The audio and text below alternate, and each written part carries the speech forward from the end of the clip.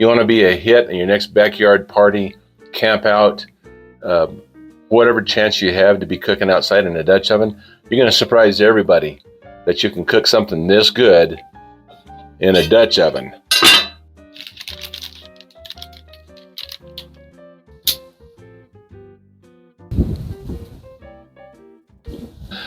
First thing we're going to do to get our brownies started is to cut up a cup worth of butter.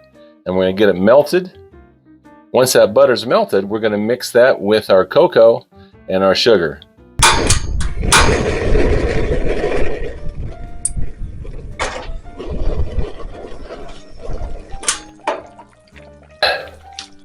Now that our butter's melted, I'm going to go ahead and add 3/4 of a cup of unsweetened cocoa powder. I'm using Dutch process. It's a little milder flavor. Gives you a real rich chocolatey color.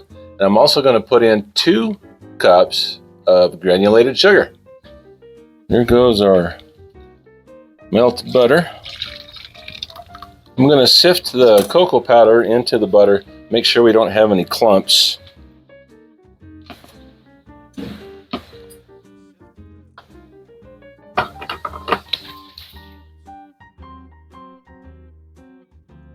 And if we do, we'll just break them up here on this little mesh screen. Oh, there's a few.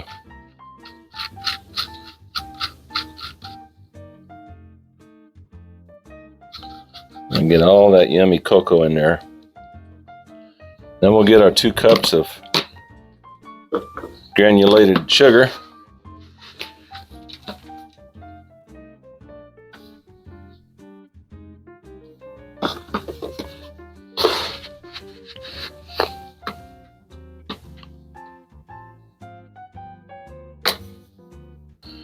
I'm going to use a whisk on this butter, sugar, cocoa mix. I want to get that mix as smooth as I can. Get that sugar melted into the butter so it's not as grainy before we go any further. It's also going to help give that kind of a signature crust that you like to see on a brownie, that little thin crust. So let's do some whisking.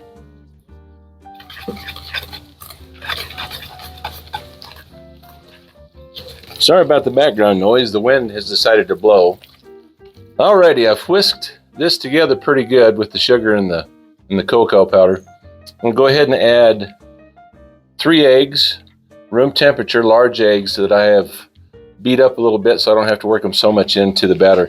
Now you can beat this all you want until we put the flour in there. We don't want to build up a lot of gluten by beating the flour, but before the flour goes in, you can have at it.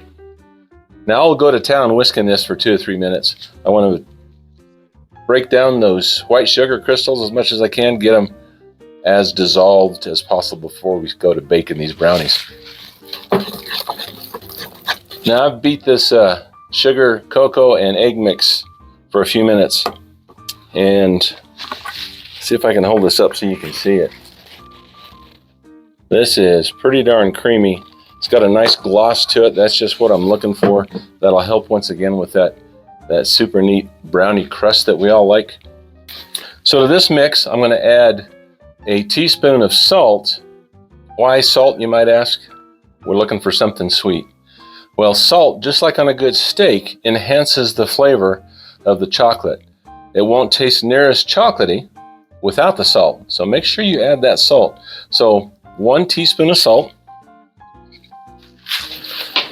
And we're going to add also a tablespoon of vanilla. Oh, that smells good. Let me whisk that in real quick. And to this, we're going to add 1.5 cups of semi-sweet chocolate chips.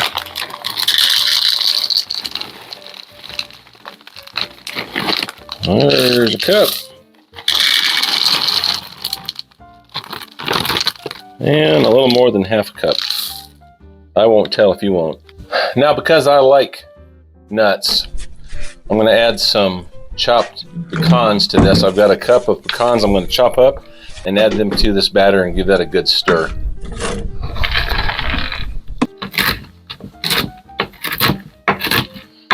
Now I don't like to chop them too fine. I like the flavor of these pecans, so I want to be able to pick up on that flavor and not just have some sort of generic nut dust inside of my brownies. I think that's good enough. I'll get all this mixed in. Now the final ingredient is going to be 1 cup of all-purpose flour. Now you don't want to mix this very much, you just want to kind of fold it in until you can't see flour anymore. By starting to mix the flour, you're going to start to build up gluten. And that is exactly the opposite of what we want in these brownies. We want them to be nice and tender.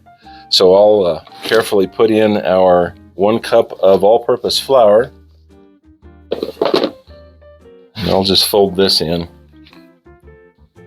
All right, we've got our mix all ready to go.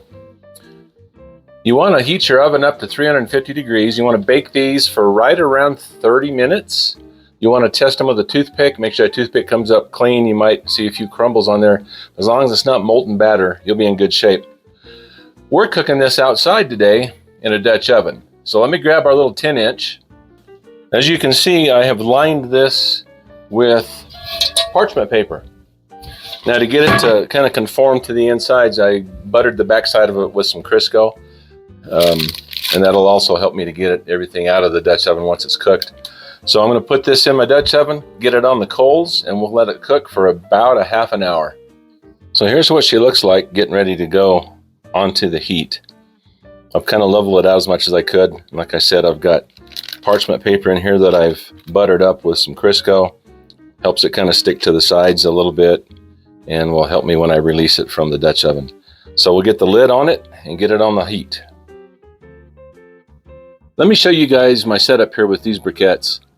I'm using a 10-inch Dutch oven, so rule of thumb for me is I typically double plus a couple for how many briquettes I'm going to use, so maybe 24 briquettes. Now, the wind's been blowing off and on, so it's eating away my coals faster than it normally does. So I've got my chimney going. Let's see.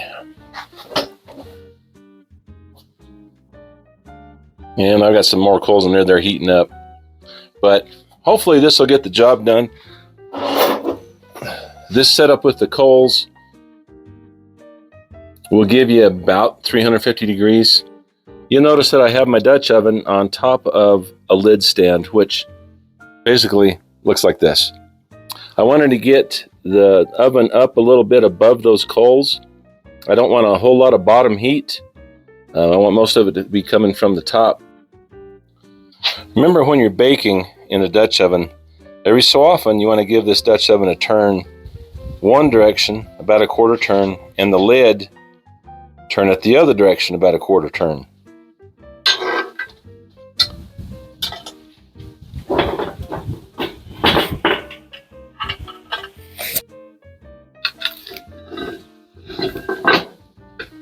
Well, let's see how we did.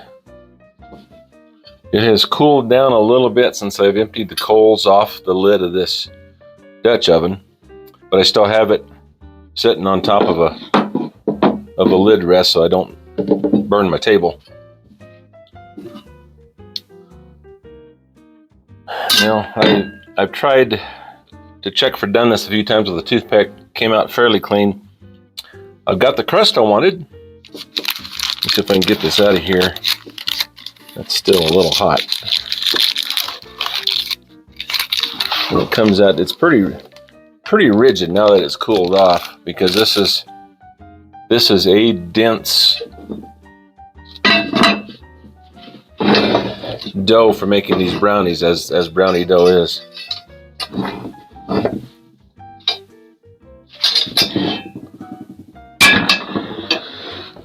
Get that Dutch oven out of the way. Get this front and center. Let's see if you can zoom in on this a little bit. You see that telltale brownie crust we got on that? Just like we hoped for. Let me go grab a knife and we'll take a slice.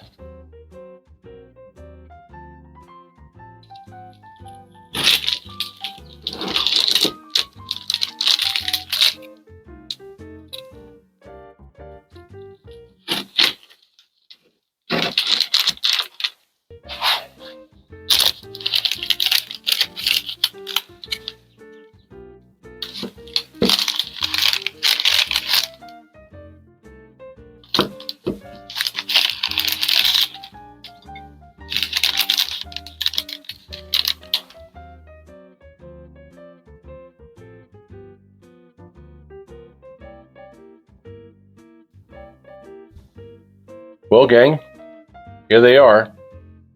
Fudgy, chewy brownies out of a Dutch oven. You want to be a hit in your next backyard party, camp out, whatever chance you have to be cooking outside in a Dutch oven.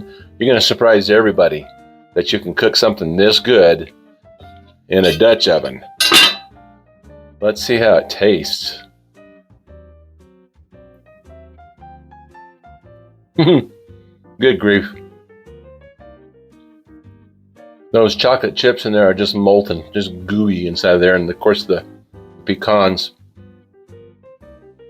Well, I love pecans, and they're just really good in this chocolate. Now, this is pretty dense, but remember there's no leavening agent in this. It's just sugar, cocoa powder, some eggs, and some flour. Man, that is rich chocolate. I'm going to have some milk. And the good thing about it is, this piece I have right here is probably a little too big for me. So as you know, I included some chocolate chips, semi-sweet chocolate chips, and some chopped pecans in my brownie mix. I could just as easily have put in some little toffee bits, some peanut butter morsels. Anything you like in your chocolate would go great in this recipe. And it's a super simple recipe. Once again, it's kind of a dense little brownie like brownies should be. There's no baking soda, baking powder. There's nothing really to make it more cake-like, which is what we want. Surprise everybody at your next camp out. Grab your Dutch oven, throw this in there. You got to watch it though. You know, check it often to make sure you don't maybe scorch the top or burn the bottom. So you have to really have some heat management while you're cooking, but the reward is worth it. Here it is. Go try them. I'm going to grab me some milk. Let me know how they turned out and let me know how you customize this to make it your own. We'll see ya.